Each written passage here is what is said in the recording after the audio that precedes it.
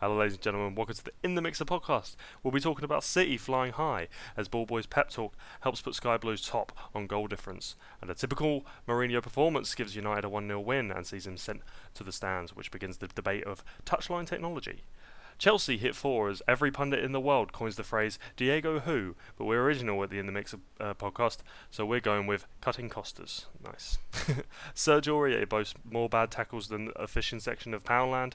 Rooney still bleeds red since leaving United over 2 months ago, and Mignolet stops Groundhog Day, although it was straight at him. That and Karen Brady chat, turkey roasting, and Insta shenanigans all to come on the In the Mix podcast. Hello, welcome to the podcast. My name is Phil and I'm here with Michael and Elias. Say hello, gentlemen. Hello. Clapping. You've lost your vocal cords, which is always good for a podcast. He's just going to contribute with Morse code. Indeed. Oh, he's So back. he's gone back. Nice. Oh, how are you two then? How are the boys? How's the mixer crew doing? I'm glad we're a crew this week rather than just your guests. Yeah. But no, I'm good. I'm good. Just recovering from this cold, and otherwise I'm pretty good. Better. Nice. Recovering from work, but also pretty good, I guess. I'm recovering from the rest of the football action this weekend. Recovering after a hectic defensive display. We're going straight into the action here. We had a pretty derby-heavy weekend. We had a few big derbies, and we'll start with the Premier League one. West Ham versus Tottenham. 3-2 it finished to the away side after quite a almost shambolic combustion from Spurs. Took a very comfortable 3-goal lead, and Spurs looked good in the first half, didn't they, gents? Yeah, I mean, so it was a very Spurs of last season performance. You thought they were going to go on and just sort of see the game out with ease. Yeah, and two more Harry Kane bar shots or post shots rather. Yeah. He hit both to add shots. to his tally. Yeah. He was on for a perfect hat-trick as well. I was really upset when he didn't get it. But yeah, hit the post with a lovely free kick, which of course ended up with Eriksen scoring the third, with a very, very composed and laser-guided finish into the bottom corner. But then the wheels started to fall off. Javier Hernandez got a goal back from a corner, and Tottenham started to feel a bit of the pressure. And then Serge Aurier made one of the stupidest tackles, I think, of the season so far. On a yellow card, just absolutely slashes Andy Carroll's ankles, I think, from behind. He gets a second yellow. I don't know for it. about ankles. I swear it's at like waist height, but still on the floor. It's like the weirdest tackle I've ever seen. It's absolutely shocking, absolutely shocking. After the game, Teddy Sheringham was in the studio, and he was talking about the challenge, and he said perhaps Aurier was told that in the English game you have to stick it on your opponent a bit more than in the foreign leagues. And I think if that's the actual reason that he got sent off, I don't think he's doing justice to a Liga and winner, Champions League quarter-finalist.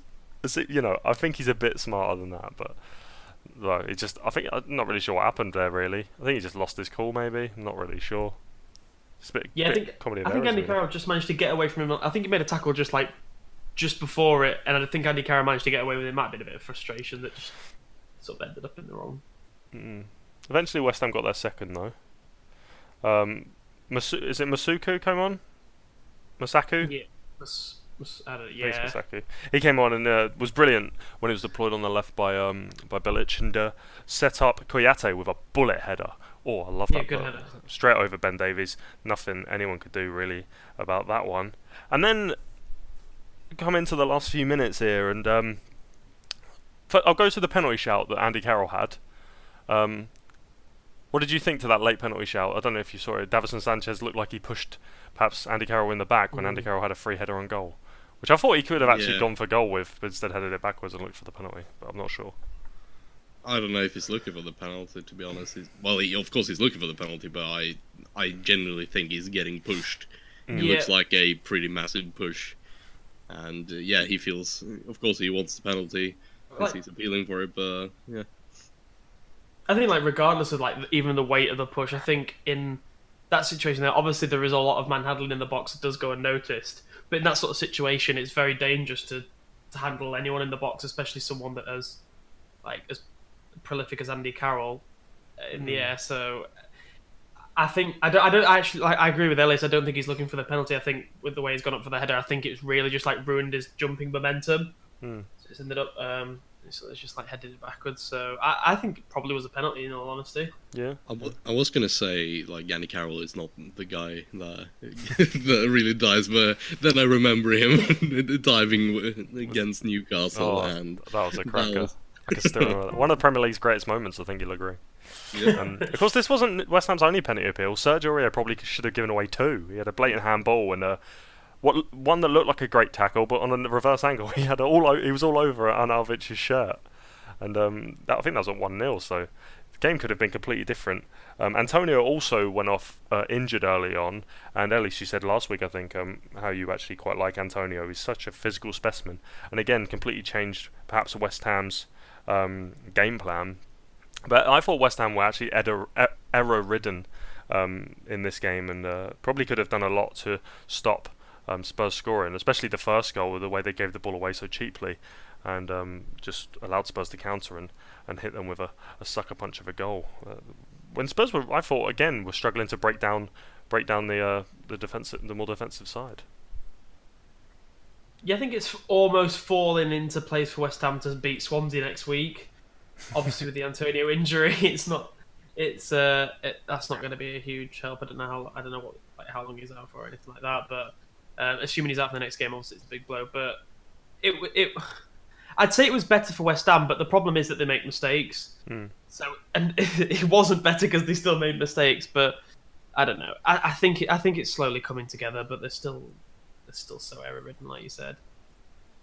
We'll go to the massive brawl at the end of the game as well. Because I think we have to mention that Fernando Llorente came on. He looks a lot more handsome in pictures than actually in live action. He is not a very attractive man when he's got Winston Reid's hand around his throat. I'll give you that. But wow. But yeah, the absolute brawl. I don't know what you guys thought of it. It's always nice to see a giant 22-man brawl on a football pitch. Don't know if you agree. I actually kind of missed it because I turned the game off because I didn't think West Ham were going to equalise. So I missed the best part of the game, probably. 5 yellow cards within 3 minutes. Yeah, I noticed that. When we sort of looked through the stats for the game, I noticed that. I thought, what did go on? And now you've mentioned this brawl. I'm like, damn it. No, it was nice. But yeah, it ended, and this is the first time these two played this season. They were joining in the 4th round of the League Cup, so if we have another 5-goal thriller in that'll be nice, and of course play each other again in the league. So West Ham still got the chance for the double this season, so that's good for them. You said about giant amount of yellow cards.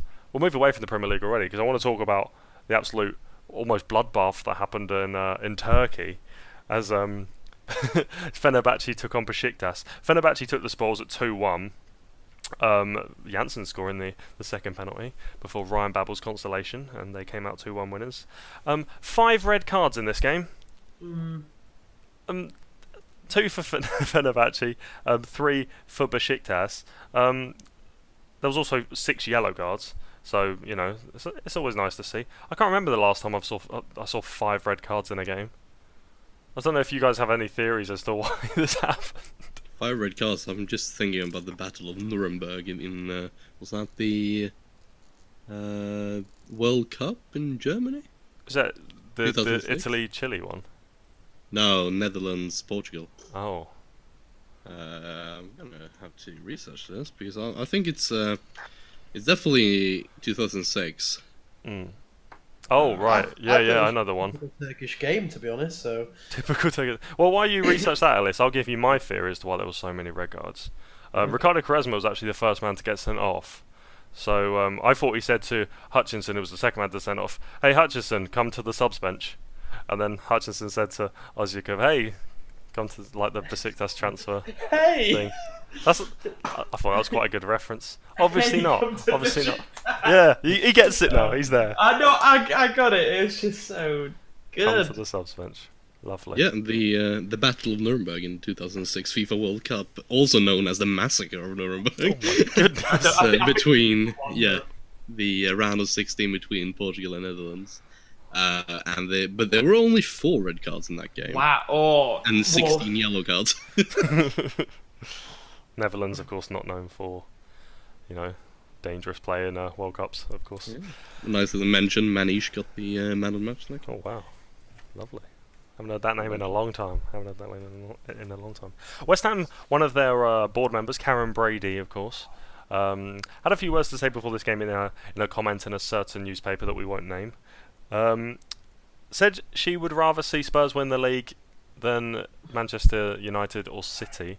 Don't know if these comments are very clever considering you're in charge of West Ham, who I don't know if she knows are bitter rivals with Tottenham. She also described Tottenham as a really well-run club. So I'm not sure who she's. I mean, she hasn't been in West Ham fans' favoury books as of late. So I don't know what she's planning to achieve with these comments. Seems completely out of place and just absolutely mental. I just feel like the second comment is probably better to make than the first one because that's facts, probably. The other one is an opinion, and if she's got opinions, like good opinions about rival clubs, then she should probably keep them to herself. Yeah. Well, I mean, she's probably just sleeping with Daniel Levy. That's all I take from it. Well, Right. accusation. That's Michael isn't affiliated with the Me and the Mixer podcast. If that comes out to any sort of lawsuit, just want to make that perfectly clear. He's just a guest on the podcast. He's just a guest on the podcast. So are you. As last week. Look for last week for references. We have an alibi. Right. Wow. What a game. 3-2 that finished. Another 3-2 this weekend. More goals. A lot more goals this week than last week, even though there were a lot of goals last week as well. Leicester 2, Liverpool 3. A repeat of their Carabao Cup clash in the week. Lots of C's. None of the bad ones though. Midweek, Leicester won that 2-0, scored 2 here as well, but unfortunately for them, Liverpool had their shooting boots on and ran out 3-2 winners in the end. Guys, what did you think of? We'll talk about Leicester's performance first because I feel like we haven't spoken about much about Leicester. What did you guys think of Leicester's performance? A bit sloppy this weekend. I feel they didn't look like the same old Leicester that's been playing well but still losing points. They really could have done more, especially Vardy missing his penalty late on in the game. But yeah, it just didn't look like that Leicester that were willing to fight and actually do that with quality because there were so many missed passes and it just looked really sluggish. Yeah. Yeah, I think I'd agree. I think the game plan was very good in that they were going to hit Liverpool on the break, and I think it worked for the majority of the game. Bar Okazaki missing a good chance in the first half, but they were sloppy. Like Harry Maguire, I'm pretty sure had pretty much a mare without it being an obvious in sort of he gave away a goal, etc. He had pretty much a mare. Like there was a lot of misplaced passes and just gave away the ball a lot. And it was mainly just at the back they were sloppy. I think in midfield they were actually kind of like pretty strong. I thought and Diddy had for the majority had a relatively good game, puts off quite a lot, and like they counter attack really well. Brighton works so hard. But the mistakes and whatever just seem to.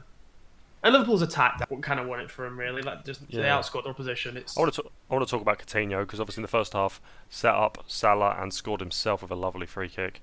Back in the side now. And you think he's probably going to be a fixture there, a permanent fixture there now for the next couple of weeks. And with Mane coming back, for the Champions League game in midweek, and then of course we'll be back in action next weekend in the Premier League. They're going to be a force to be reckoned with going forward. But let's not talk too much about Liverpool because, well, let's talk about them, but not in a positive light because they probably shouldn't have won this game. When you look at the fact that Mignolet actually made a very good save from a penalty late on for Vardy, and if he'd scored that, who knows? I mean, they may have even gone to win it, Leicester. And again, Okazaki's goal, defensive mistakes. As we say it every week, we're not going to say it again because we're sick of it at this point. But yeah, it's two teams that set up in a counter-attacking style, and Leicester, even though they're not very good at putting pressure on teams, breaking teams down that way, they still managed to get 2 goals against Liverpool's team, even though there were 2 goals up at the time. So I think Liverpool need to, definitely need to sort that out. But of course, Klopp said, was it in the week? He said he's sick of conceding these type of goals. Yeah. I mean, it's his job. His job is to sort that out, that cohesion at the back. Yeah, should have signed defenders if that was you were fed up of it. Really is like that. I want to touch a bit on Michael mentioning Ndidi as a decent performer, because I kind of disagree there. If you look at the, I think it's Liverpool's third goal, he gives the ball to Maguire, who's pushing up, with a pass that's almost behind him and too hard. So Maguire gets completely out of position, and Ndidi proceeds to jog back. Like, he doesn't even take one running step, and Maguire is just full on sprinting back.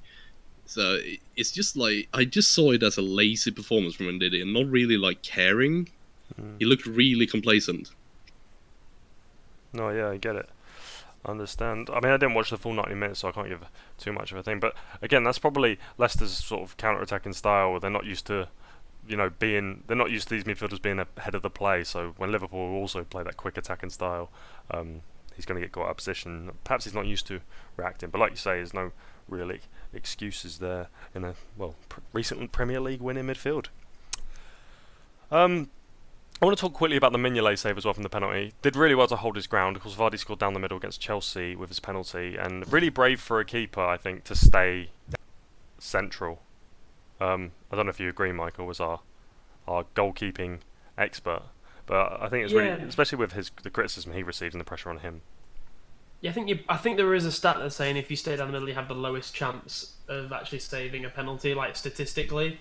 So obviously he'd done his research from the Chelsea one, and did well to stand his ground. I don't know whether it was, obviously it can't be anticipation when you're standing down the middle, so it is just pure balls, really. So it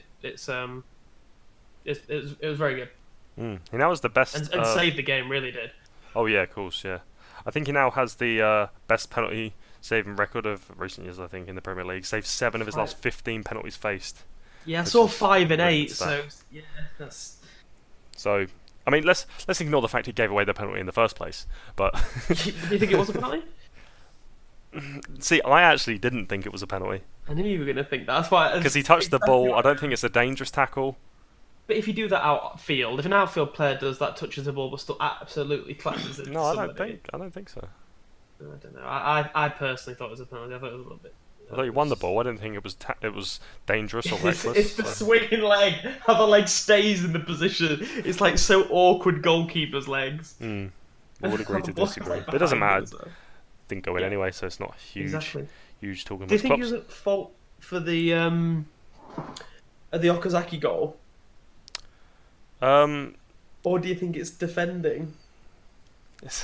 This is the thing, because you can point to so many things. You can say Mignolet's not confident in his defence, the defence isn't confident because they got Mignolet. And I think it's just that whole... I think for most of the goals Liverpool can concede, if it's a Mignolet mistake or not, and that's obviously respective of your opinions, but you have to blame them as a back five, really. And I don't think... I mean, it's a bit of a cop-out answer, I know, but, I think... Talking about Liverpool conceding goals and blaming an individual at this point in time is ridiculous, because they're all as bad as the other, in my opinion. Yeah, that's the harsh truth dropping at you. Oh, so Liverpool winning by a goal in a thrilling goal. We'll move to Everton, who recorded their first win since they beat Stoke, I believe. A 2-1 win over Bournemouth. Oumar Niasse is now their joint top scorer, despite only playing 59 of the possible 1,000 minutes he could have played this season. What do you guys think of him, and what do you guys think of this Everton performance? I swear, like, the Everton fans kind of made like a meme out of him. No, yeah, like, they did. Like when you come on before the 60th minute or something like that. So I don't know. I'll let Elias go on this one. Just Everton this season, I don't know. I had hopes. And they rely on Oumar Niasse to score their goals. My hope is starting to run out there. But of course, they did get the 3 points. They did get the 3 points but it's against a Bournemouth that's not really in form, are they? Definitely not. And they had to they struggled. Everton really had to get the. I said it last week. Like there was no lose in this game for Everton. Bournemouth Bournemouth had a really good chance actually at 1-0 with Defoe to make it 2, and if that had gone in, the FA were already writing up Eddie Howe's contract. But unfortunately for him, it didn't go in. And Everton, I think Bournemouth were probably the better team actually over the course of the 90 minutes. But Everton, who would have thought they had Lukaku's replacement in their midst, in front of their noses? They signed Sandro Ramirez, they signed Rooney. Don't need him. Nias is there. Wow, Calvert-Lewin as well played. I thought he was very good. I'm not actually sure if he's actually played for Everton since their win at Stoke started a game in the league, but played very well. Francis caught Rooney with a rather nasty elbow. Well, blood all over Rooney's face. If you were a referee and a player said, "I've been elbowed," and then blood starts coming down their face, can you just go, "Yeah, I believe you, penalty"?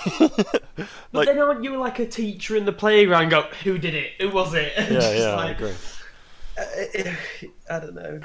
But then you got the issue of I know it's not a similar incident, but Bloodgate they had in rugby a few years ago, where obviously you get a free substitution in rugby. A player could just do that. They could just smash a ketchup thing on the face. Yeah, so that's exactly what he did, and I know. I think incidents have to be seen. If not, they have to use VAR. Yeah, I think when it gets to the point where players are literally bringing on a blade onto the pitch in their sock and cutting their face to try and win a penalty, I think football's gone. That's absolutely crazy. But 3 points for Everton. Let's get that straight. They needed 3 points and they got 3 points. So fair play to them. Out of the bottom 3. So going in the right direction. Woo. So good times. Absolutely unbelievable. Oh wow, we're getting into the thick of this football action, guys. We're getting into the thick of it.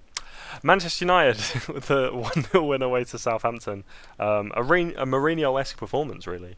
A solid 1-0 with his favourite Fellaini on the pitch. He always has his favourites, doesn't he, Mourinho? He's a little sort of go-to guy. At the moment it's Fellaini, it seems. And filling in that Pogba gap. Perhaps not with similarities, but you wedge him in the Pogba-shaped hole at least. Southampton's lack of goals. They're creating chances. I'm going to come to you, Elias. Why can't they score? Simple as. Why haven't they scored or can't score? I don't know. This game they looked really good, I think, and I don't know. You always talk about this mental block, and I don't know why they struggle so much to get a goal in the net, because they look decent when they go forwards. They just, I just think he should give Gabbiadini some more chances to start, because Shane Long and Gabbiadini beside each other could work, because Gabbiadini is more of a smart player and Shane Long is more of a runner, so it could probably work out. But other than that, they look decent. Mario Lemina is looking like a really good signing, and Oriol Romeo beside him is looking solid. So I just think it's a shame. This is a decent side. Are you surprised they didn't go for a striker in the window, the transfer window?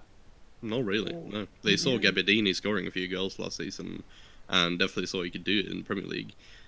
So I think they did the right thing to stay with him, but if they're not starting him, so I don't know.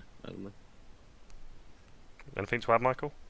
No, I think it is a weird one. I think it's really difficult to pinpoint where their problem is of not scoring goals. I was thinking maybe it's Shane Long past that prolific goal scoring form that he's sort of always had in his back pocket, but then again, he's only 30, and it's not all the chances that are really falling to him and things like that. And it's not particularly they're missing chances, it's just that final element to their play that's missing. I think definitely Gabbiadini maybe should chance of starting more games. And I mean, he is their joint top scorer. Admittedly, yes, he's on one. He's on one. Yeah, exactly. So it's just I don't know. I don't know whether it's something that's just going to take a bit of time.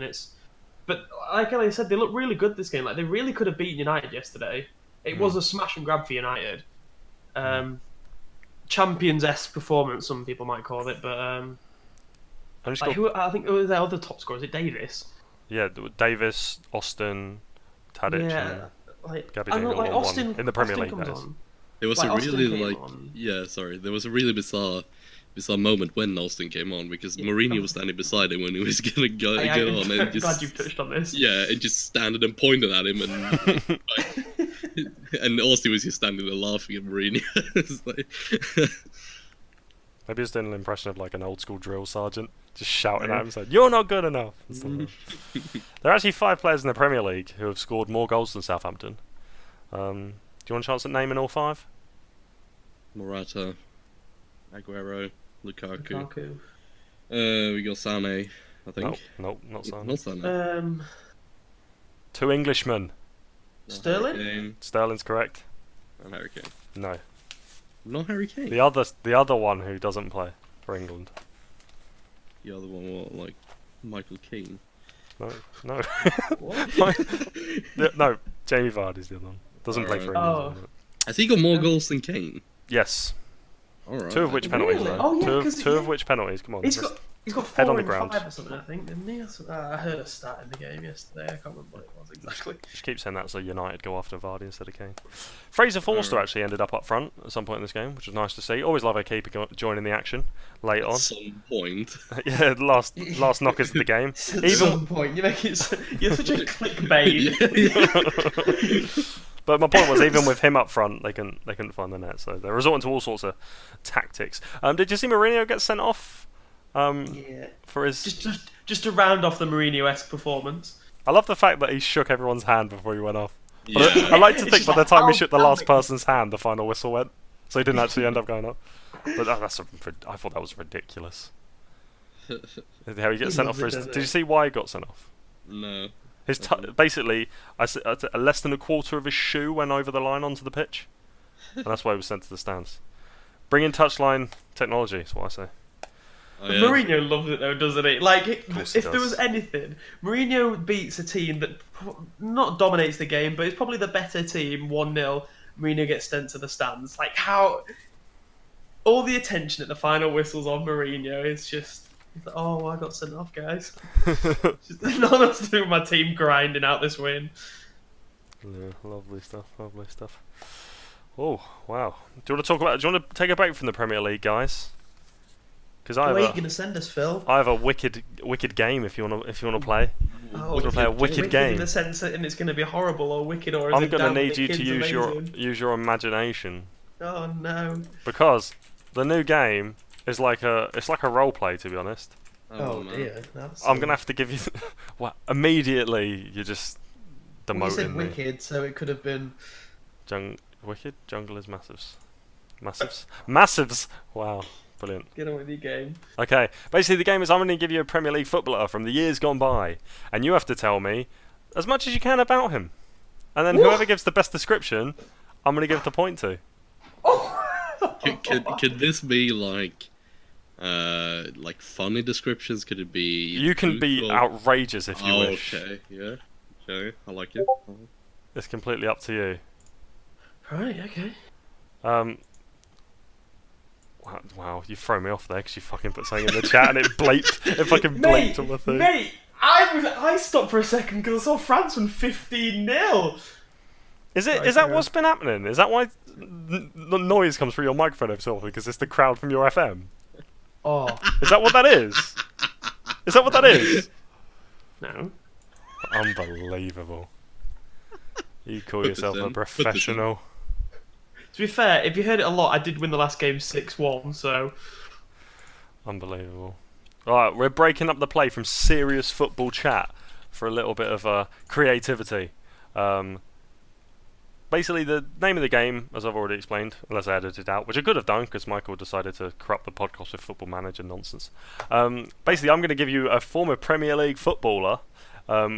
We've already discussed if they're familiar with the player. Hopefully they haven't lied. Basically, I have to give you the name of the footballer, and you have to give me as detailed as you can career perspective, position, teams they've played for, as much as you can, and whoever gets closest to the individual gets the point. And this will be ongoing throughout the season. And then at the end of the season, we'll create a meeting between the winner and all of the players they had to pick from. Oh, That's not going to happen. That's not going to oh happen. yeah. Okay, who wants to go first? Michael. Michael. Why? Apparently you're going first. okay. Okay. So your player is Gavin Peacock. Gavin Peacock. Tell us all you know, or possibly know, about Gavin Peacock. So you mean the Gavin Peacock The of Gavin Queen's Park Rangers? Middle name Keith. Played the James Perch role, which was midfield or wherever the fuck you needed. Was voted the most boring name of the 90s, not just football, just in general. Which is of course Gavin Keith Peacock. His favourite food is cheese on toast with a little bit of Marmite just to spice it up.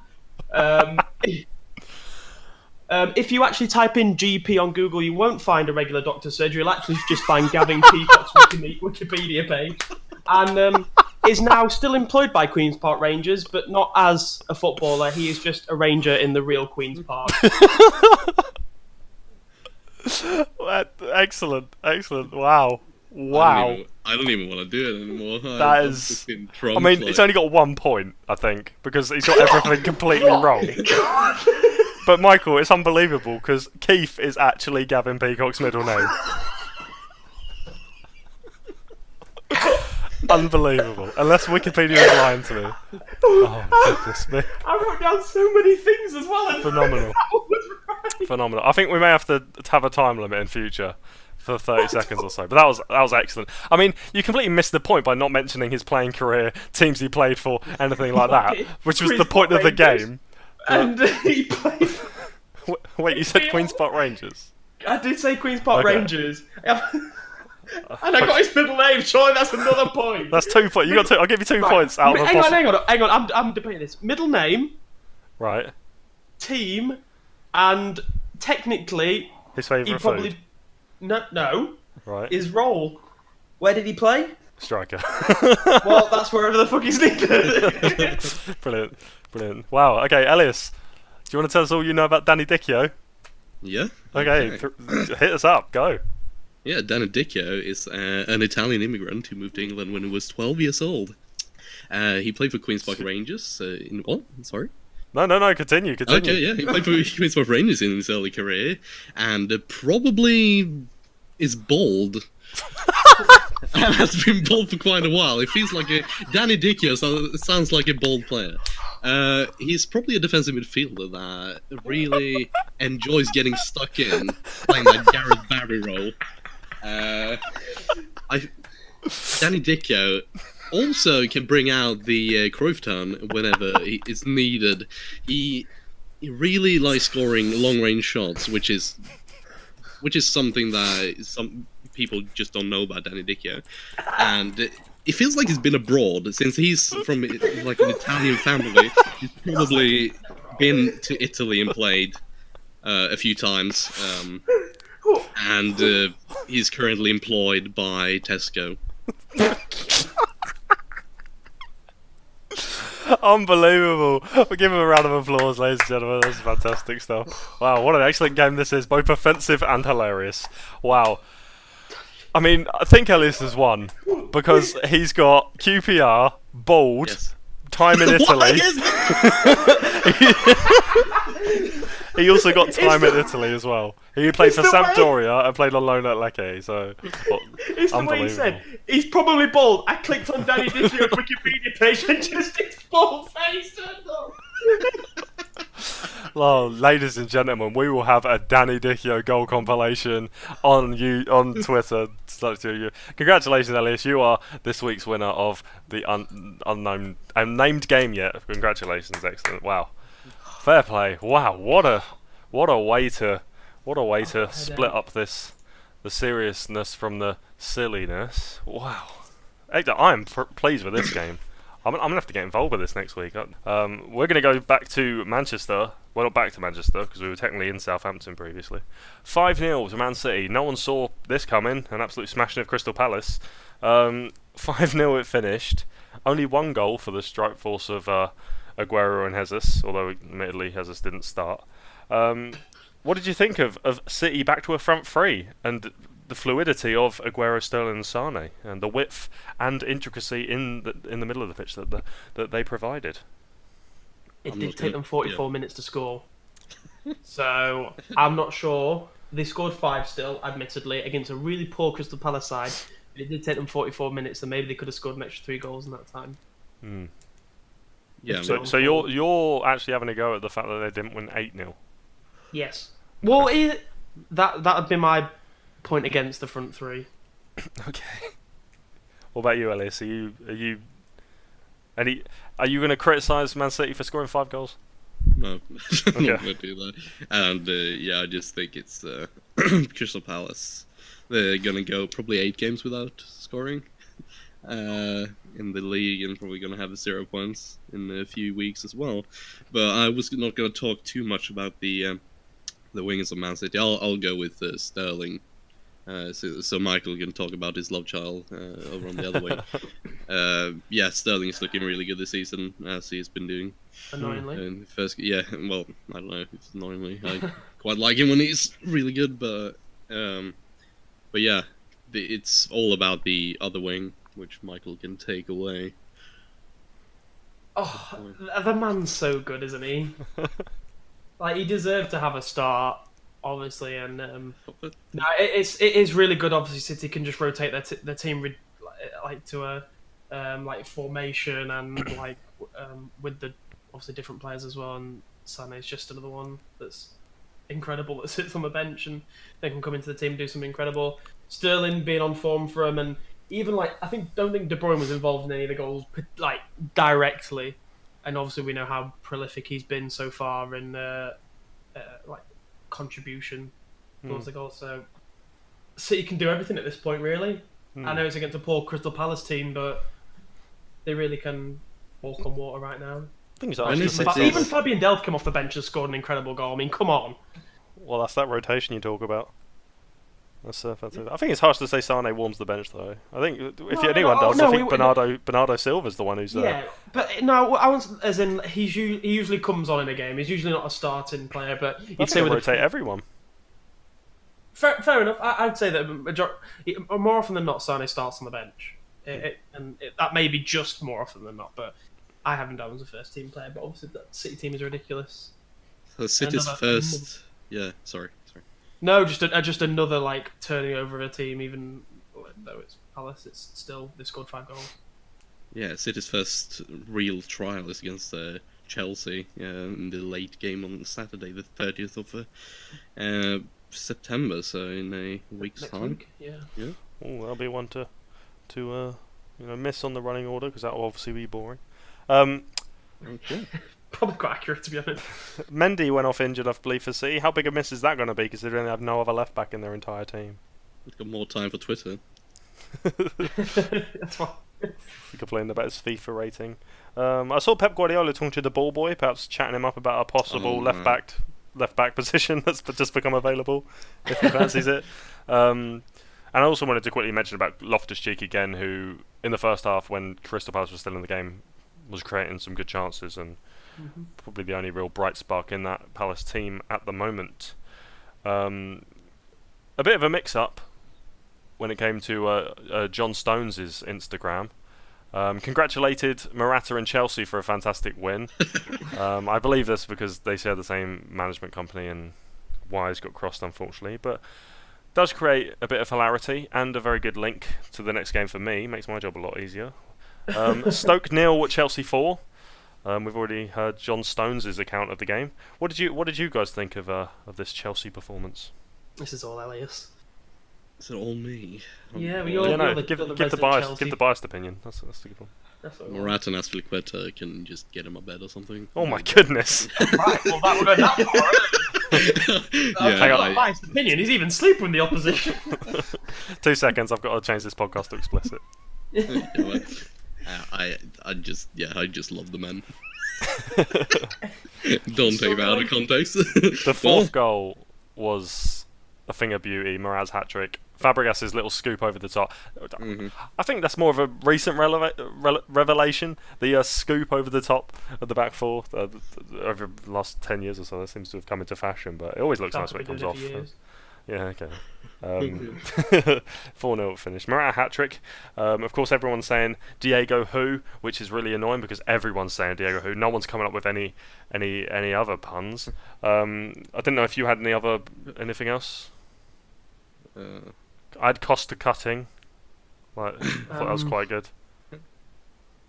I don't know. Costa Losta, I don't know. Costa Losta's not bad. Diego Losta, yeah, that's a good one. Yeah. Diagon, of course, you could have had. Yeah. A few good ones. So a bit lazy there, but hey, Yeah. Diego who?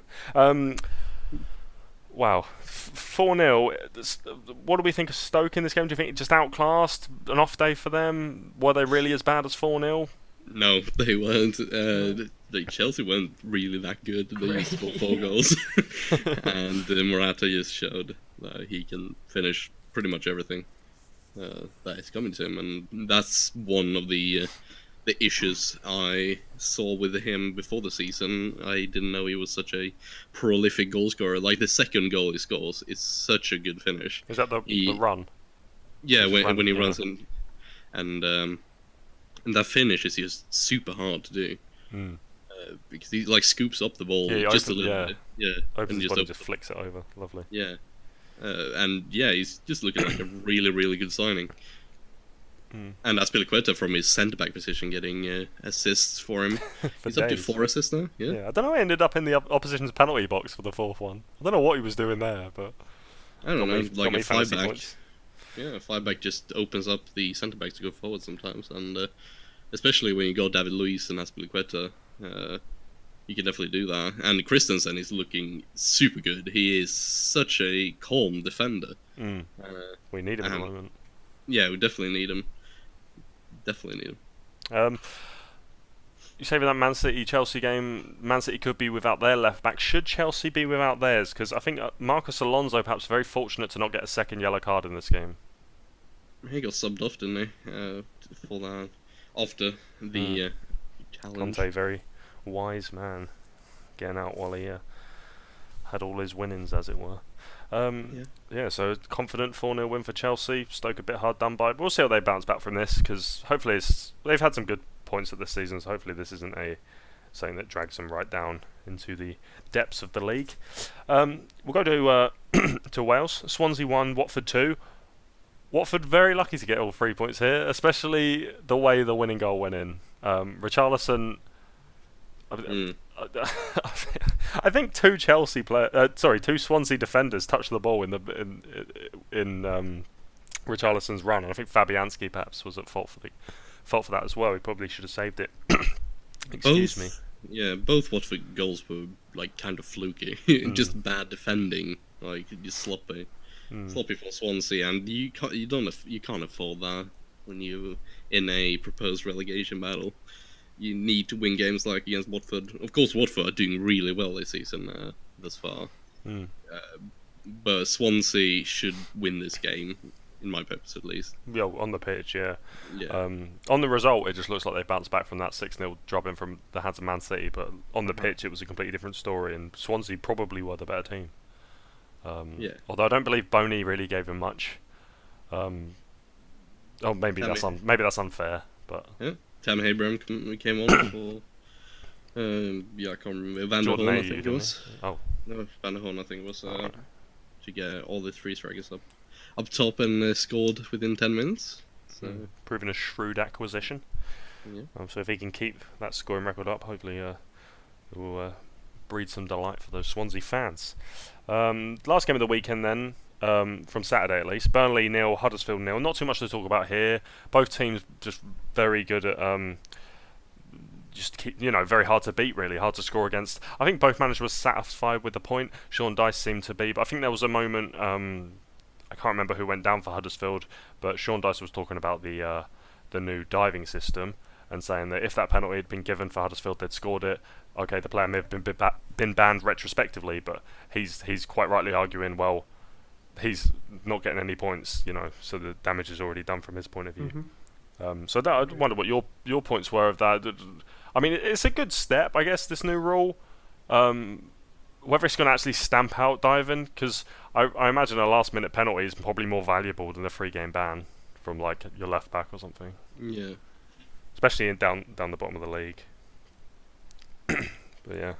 Yeah, because if you think about it, isn't the alternative punishment for simulation on the pitch just a yellow card? Yeah, exactly. So it's like you can get away with it. Almost like unless you do it 5 times on the pitch, you're not going to get a ban. or twice on the pitch in the same game, obviously, but 5 times. And so many referees just don't give bookings for dive-ins. They just Yeah, play on. exactly. Yeah, exactly. Which is- I think there was an incident Mike Dean a few weeks ago just sort of let it go, even though it was an obvious dive, and he sort of said no, it wasn't a penalty kind of thing. So I think it was in a Newcastle game. I can't remember, but yeah, there needs to be like you can't have like one really harsh punishment one way, but it only sort of is like an individual punishment, not a team punishment. When something can still be gained from doing it, is I think that's the point I'm trying to make. Yeah. I think they need to somehow work out the rules so that they're just trying to stop diving rather than it just being punished. They stamp it out of the game kind of thing because of the retribution. I mean, the problem with that obviously will lead to video technology, which has its issues, which we're seeing in Serie A this season, with the slowing of the play and thus, perhaps losing the actual enjoyment factor of football. And that's something you don't want to happen, I think. I mean, diving doesn't seem to be as big a issue. I mean, that's a silly thing to say, but perhaps it's not as big a issue or as honed in upon now as it was maybe 5 years ago. But it's obviously still an issue in the game. But it's whether you want to enjoy watching football or you want a binary outcome for every match. It's a tough thing because you want everyone to be fair and all the correct decisions to be made, but you still want to enjoy watching football at the end of the day. And that's why it's such a difficult thing to to discuss. In a perfect world, video refereeing is really easy and takes a split second, like all the pundits seem to think, which it doesn't. So, who knows? Last game of the weekend, then, that we're going to talk about: Brighton Newcastle. 1-0 finished to Brighton. Fantastic win for them. Newcastle's good run ending.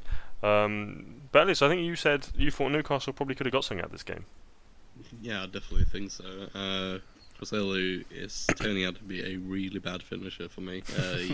Of course, he got brought in from Stoke, I think it was. Yeah, that's right.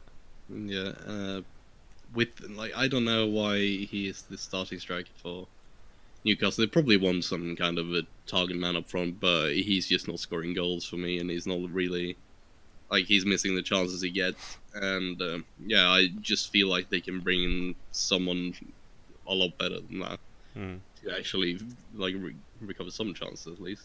Of course, they have Mitrovic, obviously probably suspended now, could be injured, but most likely suspended.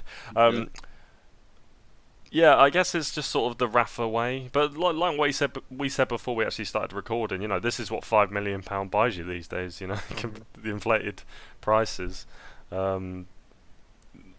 Yeah, I think Newcastle are going to be okay this season, the way that this recent run's looking. And they, like you say, they played well today.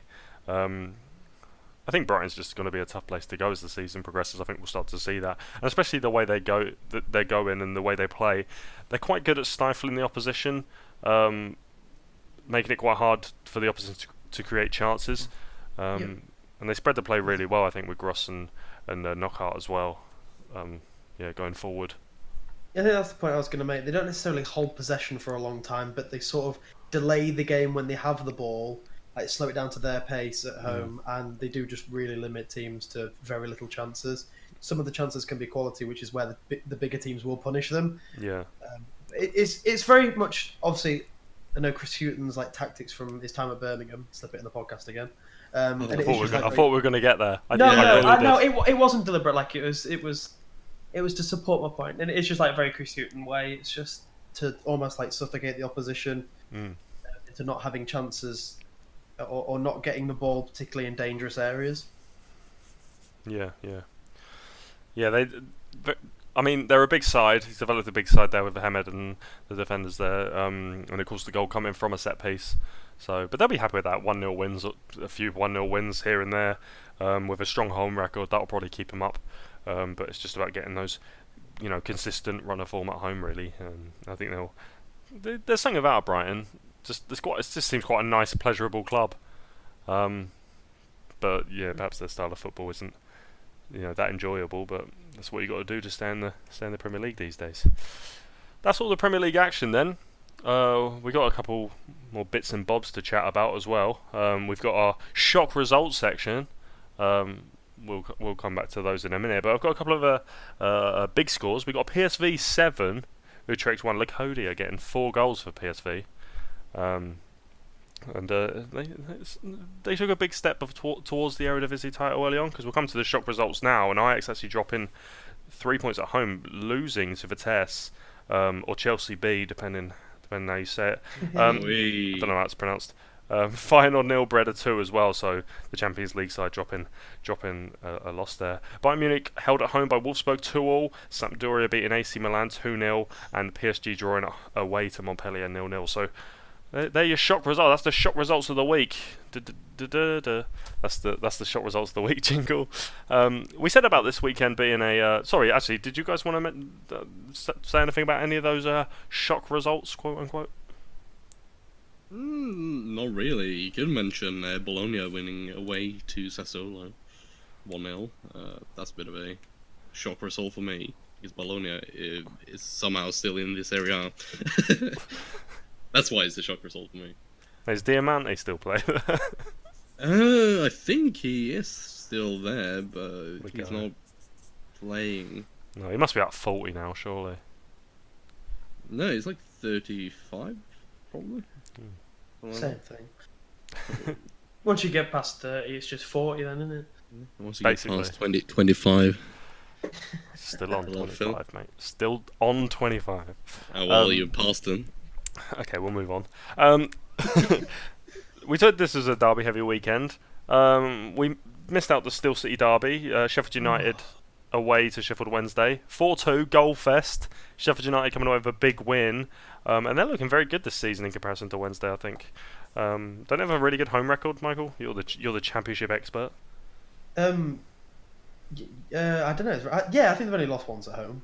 Yes, they're doing. But I think they've only lost twice though. I think one at home, one away. So doing very well. Doing very well. But I think the surprising thing out of this, I think both Clayton Donaldson, obviously they just recently signed, and Billy Sharp were injured.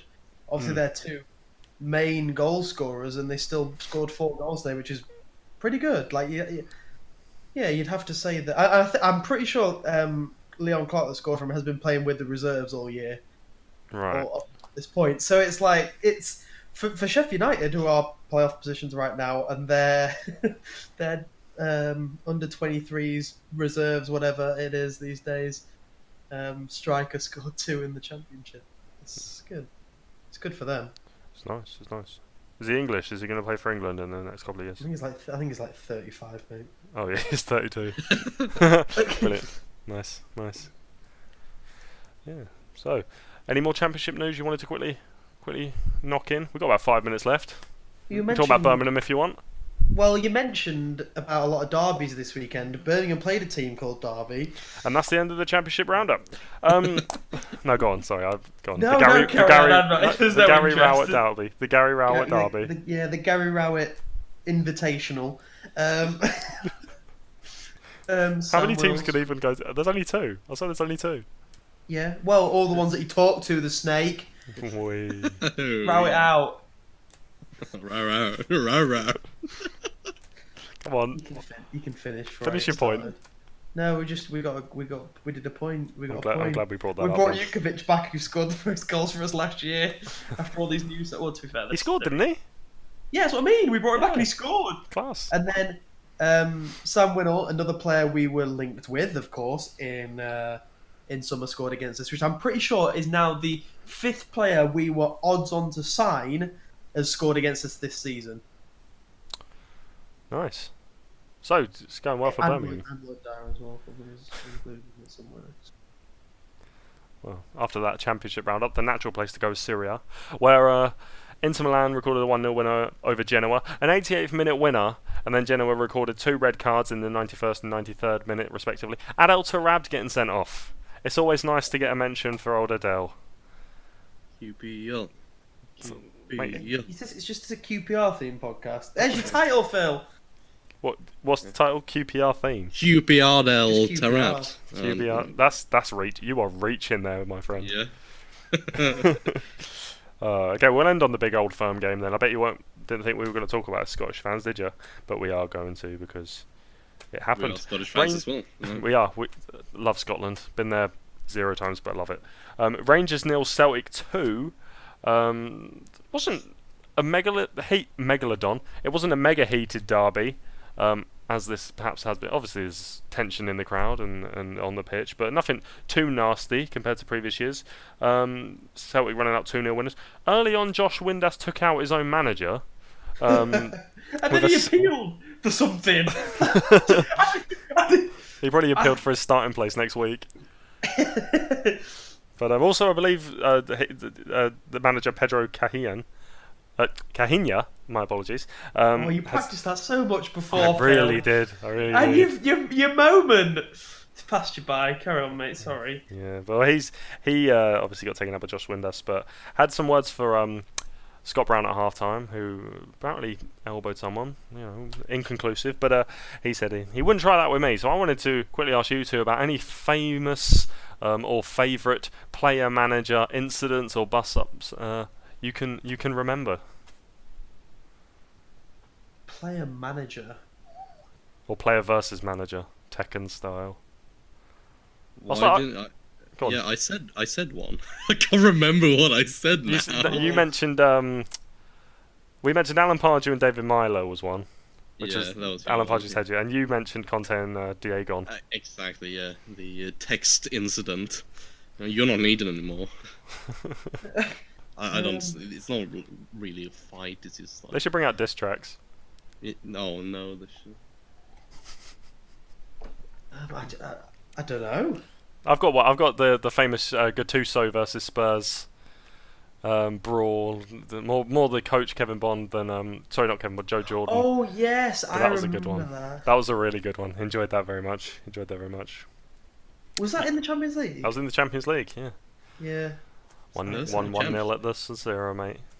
Milan still haven't recovered from that. Had to literally buy a whole new squad.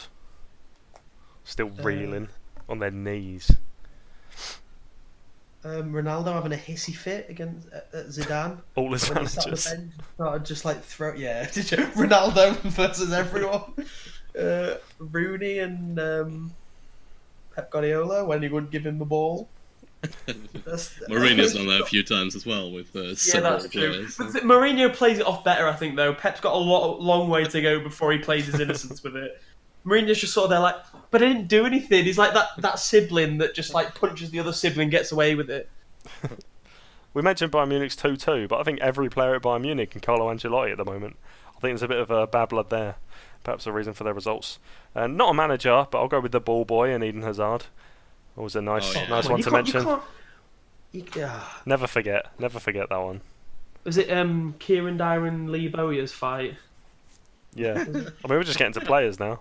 Yeah. Well, you went off decided, topic. Just as the host. Yeah, as the host, you decided that you could just make up your rules. So I thought I would as well. Oh, you're not the host though, mate. That's the problem. No, we just guess, Michael. We can just shut up now.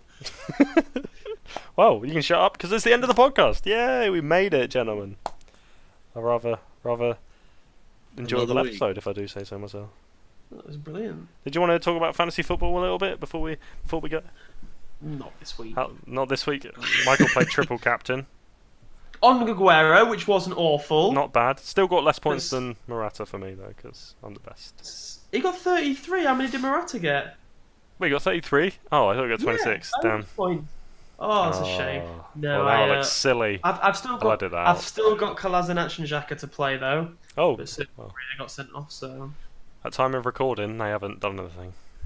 At time of recording, the game hasn't played. Lovely. What about you, Elias? Anything you want to say before we go? Yeah, I'm happy that Leicester didn't brought on Christian Fuchs, since I had Pedro as my first substitute. So that's another 8 or 11 points. Plus Kolasinac hasn't played yet. I took Pedro out last week, which is brilliant. How did you do, listener, on fantasy football? Let us know at In The Mixer Show or In The Mixer Podcast at gmail.com. A rather fine link to our correspondence, but messed it up. And that is the end of the show. So say goodbye, Michael. Goodbye, Michael. Say goodbye, Elias. Goodbye, Elias. And say goodbye, Phil. Goodbye, Phil. Bye, Phil. We will see you next time in the Mixer. It's been a pleasure. Goodbye.